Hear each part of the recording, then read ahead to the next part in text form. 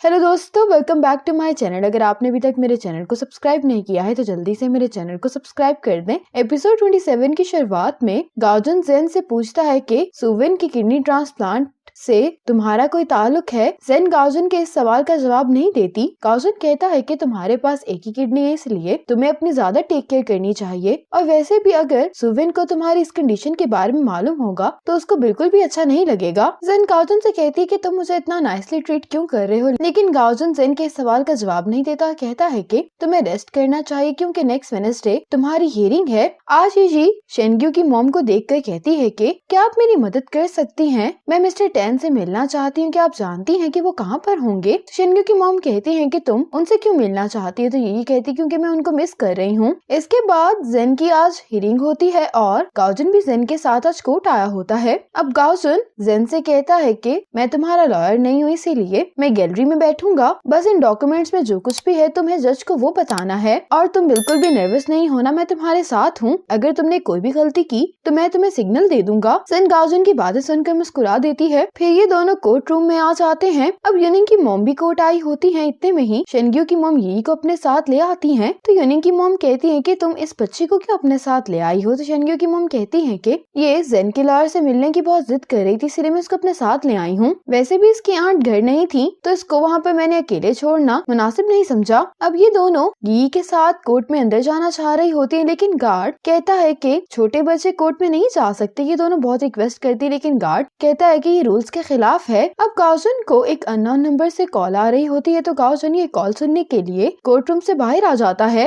और ये कॉल यी की होती है। ये गाओजन से कहती है कि आप अभी कोर्ट रूम में हैं, लेकिन गार्ड्स मुझे अंदर नहीं आने दे रहे। ये सुनते ही गाओजन कॉल बंद कर देता है और अब गाओजन भी यी को देखने के लिए एंट्रेंस में आ जाता है। अब ये दोनों यी से कहती हैं कि हम अंदर जाकर तुम्हारे लिए मिस्टर टेन को ढूंढते हैं। ये कहकर ये दोनों अंदर चली जाती हैं। अब जैसे ही गाओजन देखता है कि ये दोनों अंदर चली गई हैं, तो गाओजन भी यी को लेकर बाहर आ जाता है। दूसरी तरफ हियरिंग स्टार्ट हो गई होती है। अब जेन भी देख लेती है कि गाओजन कोर्ट रूम से चला गया है और यहाँ पर इसकी मदर इन लॉ भी आ गई हैं। अब यी को शेनग्यू की मॉम ने जेन की पिक्चर दिखाकर गाओजन के बारे में पूछा होता है। तो यी गाओजन से कहती है कि क्या आप जेन को भी बिल्कुल उसी तरह पसंद करते हैं जैसे आप मेरी मॉम को किया करते थे? क्या आपको याद नहीं है कि मेरी मॉम अगले महीने घर आ रही हैं? गाओजन कहता है कि तुम्हारी मॉम और मेरे दरमियान कुछ भी नहीं था, हम सिर्फ दोस्त हैं। यही कहती है कि आप झूठ बोल रहे हैं। दूसरी तरफ जेन की ट्रायल चल रही होती है। गाओजन यहीं पर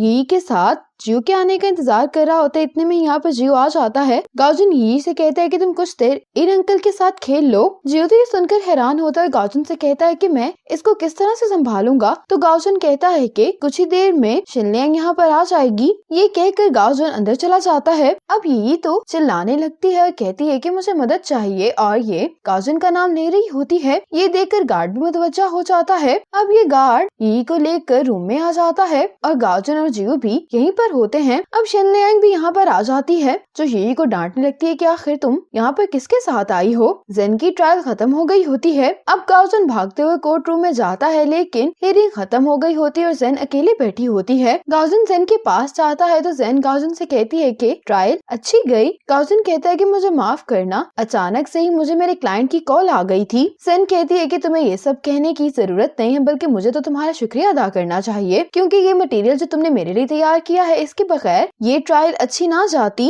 अब ये दोनों जब वापस जा रहे होते हैं तो गाओजन जेन से कहता है कि तुम हॉस्पिटल चल के ड्रिप लगवा लो, लेकिन जेन कहती है कि मेरी तबीयत ठीक है, हॉस्पिटल जाने की कोई जरूरत नहीं है। अब जब जेन घर पहुंचती है तो इसे अपने घर की चाबियां कहीं पर भी नहीं मिल रही होती। जेन पहले गाओजन को कॉल करने लगी होती है, लेकिन जेन गाओजन को कॉल नहीं करती और दरवाजा खोलने के लिए टेक्नीशियन को बुला लेती है। अब गाओजन बोट पर वापस आ चुका होता है। यहाँ पर जियो आता है, जो कि गाओजन से कहता है कि कुछ बुरा हो गया है। गाओजन कहता है कि क्या हुआ है, तो जियो उसको बताने लगता है कि शाओलिंग यी के साथ जहाँ पर रहती है वहीं पर यूनिंग की कजन शेनग्यू भी अपनी फैमिली के साथ रहती है और उस दिन यी को शेनग्यू की मॉम ही कोर्ट लेकर आई थी। ये सुनते ही गाओजन शाओलिंग को कॉल करता है। जेनब इस टेक्नीशियन से कहती है कि आपने तो कहा था कि काम जल्दी हो जाएगा, तो ये कहने लगता है कि मेरे जैसे एक्सपर्ट को भी इस तरह के लोग को खोलने के लिए 4 घंटे चाहिए। ये सुनकर तो जेन बहुत हैरान होती है कि डोर खुलने में बहुत टाइम लगेगा। तो ये कहने लगता है कि ये नया लॉक है तो इसकी 6 चाबियां तो होंगी,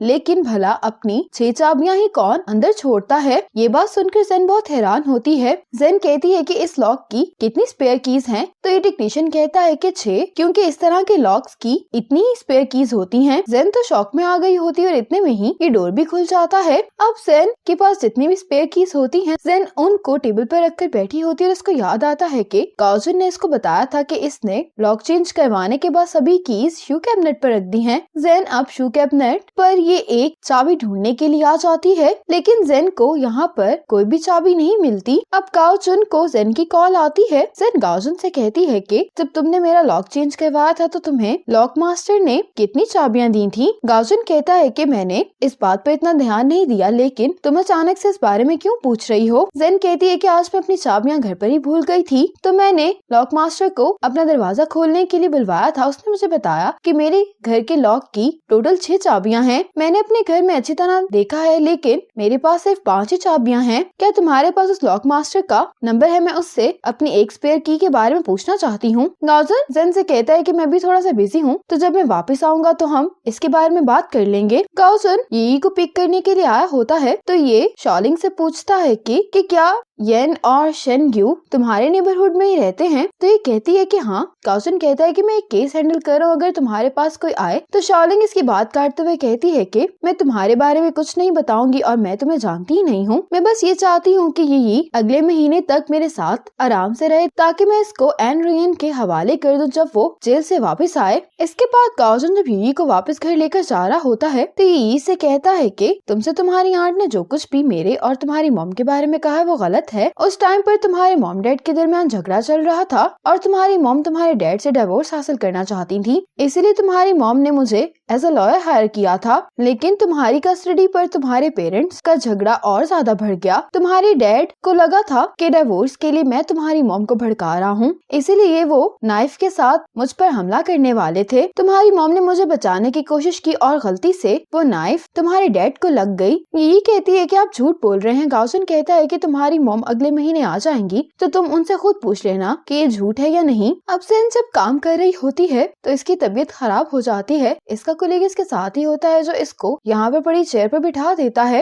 ये जेन से कहता है कि अगर तुम्हारी तबीयत ज्यादा खराब है तो मैं तुम्हें हॉस्पिटल ले जाता हूँ। तो जेन कहती है कि शायद मैं बहुत लो फील कर रही हूँ, मैंने डिनर नहीं किया, क्या तुम मेरे लिए कुछ खाने को लेकर आ सकते हो? ये सुनते ही इसका कोलीग खाना लेने के लिए चला जाता है। ये फौरन ही जेन के लिए खाना लेकर आ जाता है। जेन जब इसको खाने लगती है तो इसका कोलीग कहता है कि मैं तुम्हारे लिए पानी भी लेकर आता हूँ। ये जब चला जाता है तो यहाँ पर येन आता है जो कि इसी रेस्टोरेंट में आया होता है। येन तो यहाँ पर जेन को देखकर बहुत ही ज्यादा हैरान होता है। जेन पानी पीकर फिर से अपने काम पर वापस चली जाती है और येन तो जेन को इस हालत में देखकर शॉक में ही आ गया होता है। जेन की तबीयत ठीक नहीं होती, उसके बावजूद ये काम ही करे जा रही होती है। तो मिस मैंग ये देखकर जेन से कहती है कि तुम वापस घर चली जाओ, मैं ये काम कर लूंगी। तुम अपने बॉयफ्रेंड को कॉल करो कि वो तुम्हें पिक करने के लिए आ जाए। जेन कहती कि इसकी कोई जरूरत नहीं है। तो मिस मैंग कहती है कि मुझे वो ताओ ने तुम्हारी कंडीशन के बारे में बताया है, इसीलिए तुम जल्दी घर जा सकती हो, ये ना हो कि तुम्हारी तबीयत ज्यादा खराब हो जाए। जेन को ये सुनकर अच्छा लगता है। ये मिस मैंग को थैंक्स बोलती है। तो मिस मैंग कहती है कि तुम ध्यान से वापस जाना, कहीं मिस्टर जियान तुम्हें जाते हुए ना देख ले। जेन भी ये सुनकर मुस्कुराने लगती है। अब येन भी अपने जो गैंग के लोग होते हैं उनके साथ वापस जा रहा होता है। जो दूसरे आदमी होते हैं वो तो टैक्सी लेकर चले जाते हैं, लेकिन येन यहीं पर खड़ा रहता है। इसने बहुत ज्यादा ड्रिंक कर ली होती है तो ये यहीं पर लेट जाता है। जेन जब रेस्टोरेंट से बाहर निकलती है तो ये येन को यहाँ पर लेटे हुए देखती है। जेन येन को जगाने की कोशिश करती है लेकिन ये नहीं उठता। अब जेन फिर शेनग्यू को कॉल कर देती है। कुछ ही देर में शेनग्यू अपनी मॉम के साथ यहाँ पर आ जाती है और शेनग्यू को येन को इस हालत में देखकर अच्छा नहीं लग रहा होता। इसी मोमेंट पर एपिसोड 27 खत्म हो जाती है।